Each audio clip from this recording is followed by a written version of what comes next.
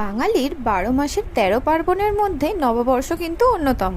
আর দেখতে দেখতে নববর্ষ প্রায় চলেই আসে। ছোটবেলা থেকেই নববর্ষ মানে বুঝি একটা নতুন জামা, তার সাথে পছন্দের কিছু খাওয়া দাওয়া, বাংলা নববর্ষের নতুন ক্যালেন্ডার, তার সাথে একটু মিষ্টি মুখ। আর আমি তো একটা নতুন ড্রেস আর তার সাথে কয়েকটা ভালো সুন্দর সুন্দর ছবি, এটুকুতেই খুশি হয়ে যায়। দেখতে দেখতে বেশ ভালোই গরম পড়ে গিয়েছে, তাই আজ আমি চলে এসেছি একটা পাখা ডিজাইনের শাড়ি নিয়ে। প্রথমেই বলে রাখি, এই শাড়িটা কিন্তু খুবই সফট, আর এর প্রত্যেকটা কাজ কিন্তু হাতে করা, আর প্রত্যেকটা কাজ এতটাই নিখুঁত, খুবই সুন্দর। শাড়িটা দেখতে যতটা সুন্দর, আর পরে তার থেকেও বেশি শান্তি। নববর্ষের দিন পরার জন্য এই শাড়িটা কিন্তু একদম পারফেক্ট। এমনিতেই হোয়াইট কালার আমার খুব পছন্দের, তার উপর এখানে ব্ল্যাক আর রেডের টাচ আপ রয়েছে, আর তার থেকেও বেশি সুন্দর এই পাখাগুলো।